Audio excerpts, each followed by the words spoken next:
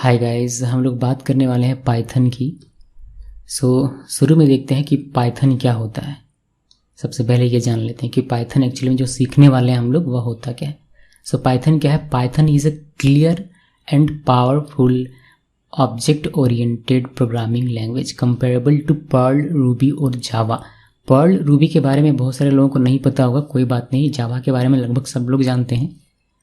ये यानी कि पाइथन क्या है? पाइथन एक बहुत ही powerful object oriented programming language है। इसको अगर आप कंपेयर करेंगे जावा से, रूबी से और पर्ल से, तो इन सभी से ज़्यादा पावरफुल है। ये ऑब्जेक्ट ओरिएंटेड तो सभी है, लेकिन ये थोड़ा ज़्यादा पावरफुल है। Python is a programming language that combines features of C and Java. C और जावा के फीचर्स को कंबाइन करके पाइथन को बनाया गया है। इसका मतलब ये हुआ कि एक वक्त में ऐसा सोचा गया कि सी में जो फीचर है और जावा में जो फीचर है उन दोनों को मिला देते हैं और एक पाइथन नाम का प्रोग्रामिंग बना। ऐसा इसीलिए हुआ क्योंकि अगर आप देखेंगे जावा में, अगर आप जावा जो कि हमें ऑब्जेक्ट ओरिएंटेड प्रोग्रामिंग प्रोवाइड करता है, तो जावा को अगर आप देखेंगे तो वहाँ क्या होता है कि अगर आपको एक हेलो वर्ल्ड का भी प्रोग्राम बनाना है तो आपको क्लास बनाना पड़ता है, क्लास ऑब्जेक्ट बनाने पड़ते हैं। तो ये ज़्यादा बेहतर नहीं है। एक छोटा सा आपको हेलो वर्ल्ड देखने के लिए आपको एक पूरा क्लास बनाना पड़ता है, ये बेहतर नहीं है। वहीं सी में ऐसा नहीं है। सी में आप सिंपली लिख कर और प्रिंट एफ करके उसको देख सकते हैं। तो इन दो फीचर्स को कि हमें छोटी सी चीज़ों के लिए बहुत सारा कोड लिखना ना पड़े और हमें बहुत सारा कोड भी लिखने की कभी कभी आवश्यकता पड़ सकती है, तो इन दोनों ही फीचर्स को मिलाकर बनाया गया पाइथन। इसका ऑफिशियल साइट है python.org। आप चाहें तो जाकर देख सकते हैं और इसके बारे में अधिक जानकारी ले सकते हैं। थोड़ा सा इतिहास हम लोग जानेंगे इसके बारे में, इस पाइथन के बारे में। तो Python was developed by this guy in the year 1990। अब 1990 कुछ लोग कहीं आपको देखने को मिलेगा लिखा हुआ, कहीं आपको 1991 देखने को मिलेगा। ऑफिशियल साइट में 1990 है, तो मैंने यहाँ 90 लिखा हुआ है। अब इसका नाम पाइथन ही क्यों पड़ा? तो इसका नाम पाइथन पड़ा, इसके पीछे कहानी ये है कि एक टीवी शो हुआ करता था उस जमाने में, मॉन्टी पाइथन्स फ्लाइंग सर्कस। तो इस टीवी शो से ये पाइथन वर्ड लिया गया है। और अधिक जानकारी चाहिए, इतिहास इसका और जानना है, तो आप इस लिंक को फॉलो कर सकते हैं। अब हम लोग पाइथन के वर्जन को देख लेते हैं, क्या क्या वर्जन है इसका। पाइथन का जो पहला वर्जन आया 0.9.0, ये फरवरी में आया 1991 में। देन इसके बाद और भी चले, लाइक 0.9.1, 9.2, इस तरीके से बहुत सारा चला, बट मैंने सब कुछ मेंशन नहीं किया है। मैं डायरेक्ट आपको दिखा रहा हूँ 1.0 जो कि आया 1994 में।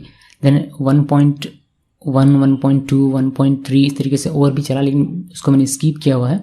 और डायरेक्ट मैं आपको दिखा रहा हूँ कि जो मेजर चेंजेस हुए वो फिर 1 से 2 में, जो कि 2000 में आया। देन आपका 2008 में आया 3.0, जो कि अभी तक चल रहा है। अभी तक चल रहा है मीन्स इसके आगे 3.1 आया, फिर 3.2, फिर 3.3, देन 3.4, 3.5, 3.6 और लेटेस्ट अभी हमारे पास है 3.7। अब 3.7 में भी 3.7.3 समथिंग इस तरीके से लेटेस्ट इसका रिलीज होता रहता है।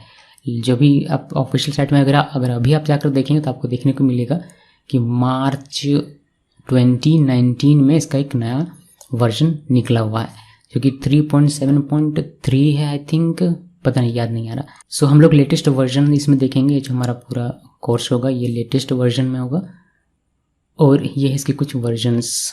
होपफुली आपको ये काम आएगा अगर आप इंटरव्यू वगैरह देते हैं तो। इसके बारे में आपको अधिक जानकारी चाहिए तो आप इस वेबसाइट को विजिट कर सकते हैं। यहाँ आपको पूरे डिटेल में, जो कि मैंने स्किप किया है, जैसे कि 2.0 के बाद आया था 2.1, 2.2, 2.3, इसको मैंने स्किप किया, उसका वहाँ जाकर देख सकते हैं कि कौन से ईयर में कौन सा वर्जन रिलीज हुआ। पूरा डिटेल में आपको देखने को मिल जाएगा होपफुली। इसके अलावा एक नोट करने वाली बात यह है कि 3.5 प्लस या फिर 3.5 प्लस जो पाइथन का वर्जन है उसको आप विंडोज़ एक्सपी में यूज़ नहीं कर सकते हैं। आपको विंडोज़ एक्सपी से ऊपर यानी कि विंडोज़ 7, 8, 10 चाहिए होगा इस पूरे कोर्स को फॉलो करने के लिए। अगर आपके पास सिस्टम है, कंप्यूटर है जिसमें विंडोज़ एक्सपी है, तो सॉरी, आप इस कोर्स को फॉलो नहीं कर पाएंगे, बिकॉज हम लोग पाइथन 3.7.3 या जो भी लेटेस्ट होगा अभी तक का उसको हम लोग फॉलो करेंगे। पाइथन के कुछ फीचर्स देख लेते हैं। इजी टू लर्न है, हाई लेवल लैंग्वेज है, इंटरप्रेटेड लैंग्वेज है, प्लेटफॉर्म इंडिपेंडेंट है, प्रोसीजर एंड ऑब्जेक्ट ओरिएंटेड दोनों ही आपको इस लैंग्वेज में मिल जाता है। बहुत बड़ी लाइब्रेरी है इसकी, जिससे कि आप बहुत सारी चीज़ें बना सकते हैं, लाइक मोबाइल एप्लीकेशन बना सकते हैं, डेस्कटॉप एप्लीकेशन बना सकते हैं, आप बना सकते हैं, मतलब बहुत सारी चीज़ें बना सकते हैं, और ये स्केलेबल भी है। सो ये कुछ पॉइंट्स हैं जो फीचर्स हैं एक्चुअली इसके, यानी कि पाइथन के। इसके बारे में अगर आपको अधिक जानकारी चाहिए तो गूगल में सर्च कर लीजिए, आपको और अच्छे से जानकारी मिल जाएगी। मैं थ्योरी को थोड़ा जल्दी जल्दी स्किप कर रहा हूँ ताकि हम लोग प्रैक्टिकल पार्ट में जल्दी से आ सकें। एप्लीकेशंस फॉर पाइथन, यानी कि पाइथन को आप कहाँ कहाँ यूज़ कर सकते हैं, किन किन फील्ड्स में, तो उसके बारे में थोड़ी सी जानकारी ले सकते हैं आप। पहला जो कि सबसे बेहतर जगह है पाइथन को यूज़ करने का, वह है वेब एप्लीकेशन। अब वेब एप्लीकेशन आप बना सकते हैं पाइथन का यूज़ करके, जिसके लिए आपको कुछ फ्रेमवर्क्स पढ़ने पड़ेंगे, लाइक जैंगो, फ्लास्क, ये सारी कुछ मैंने लिखे हुए हैं। देन आप डेस्कटॉप एप्लीकेशन भी बना सकते हैं, ग्राफिकल यूज़र इंटरफेस वाला एप्लीकेशन। इसके लिए आपको यूज़ करना पड़ेगा ये वाला फ्रेमवर्क। उसके बाद आप इसका यूज़ करके, यानी कि पाइथन का यूज़ करके कंसोल बेस्ड एप्लीकेशन भी बना सकते हैं। आप इसका यूज़ करके गेम बना सकते हैं, 3D एप्लीकेशन बना सकते हैं, मोबाइल एप्लीकेशन बना सकते हैं, साइंटिफिक एंड न्यूमेरिक एप्लीकेशंस बना सकते हैं। आप डेटा साइंस में भी काम कर सकते हैं पाइथन का यूज़ करके। आप मशीन लर्निंग में काम कर सकते हैं। मशीन लर्निंग के लिए आपको ये कुछ फ्रेमवर्क्स लिखे हुए हैं मैंने, जो कि आपको सीखना पड़ेगा। देन डेटा एनालिसिस और डेटा विजुअलाइजेशन भी आप इसमें कर सकते हैं, जिसके लिए आपको ये फ्रेमवर्क्स या लाइब्रेरी आपको सीखना पड़ेगा। देन आप बिजनेस एप्लीकेशन बना सकते हैं, एंटरप्राइज एप्लीकेशन बना सकते हैं, बहुत सारी चीज़ें कर सकते हैं। अगर आप पाइथन सीखते हैं तो बस आपको उसके रिगार्डिंग कुछ लाइब्रेरी और फ्रेमवर्क्स को फॉलो करना पड़ता है। बट इन सभी चीज़ों को करने के लिए आपको ये वाला जो कोर्स है उसको आपको फॉलो करना पड़ेगा। इसको सबसे पहले सीखना पड़ेगा, उसके बाद ही आप किसी फ्रेमवर्क को या फिर लाइब्रेरी को बेहतर तरीके से समझ पाएंगे।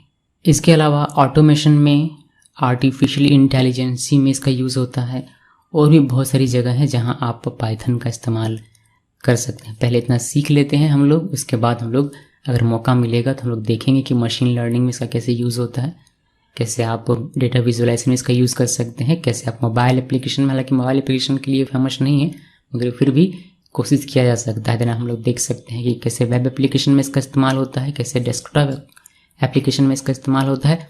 जो मेजर फील्ड हैं पाइथन के वह हैं web application, machine learning, artificial intelligence, data analysis और डेटा विजुअलाइजेशन, ये सारे कुछ, और साइंटिफिक एंड न्यूमेरिक फील्ड और डेटा साइंस, ये कुछ फील्ड्स हैं जहाँ पर इसका ज़्यादा इस्तेमाल होता है।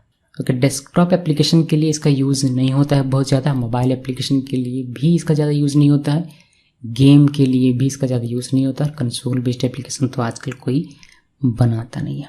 सो गाइज, ये था बेसिक सा इंट्रोडक्शन पाइथन के लिए। होपफुली आपको ये कोर्स बहुत बेहतर लगेगा। हम लोग इसमें और अच्छी अच्छी चीज़ें देखेंगे, थ्योरी भी रहेगा बीच बीच में, जिससे कि आपका कंसेप्ट क्लियर रहे, जिससे आपको इंटरव्यू में ज़्यादा प्रॉब्लम फेस ना करनी पड़े, बिकॉज थियोरेटिकल चीज़ें आपको इंटरव्यू में काम आ सकती हैं। इस बात का मैं हमेशा ध्यान रखूँगा। Thanks for watching.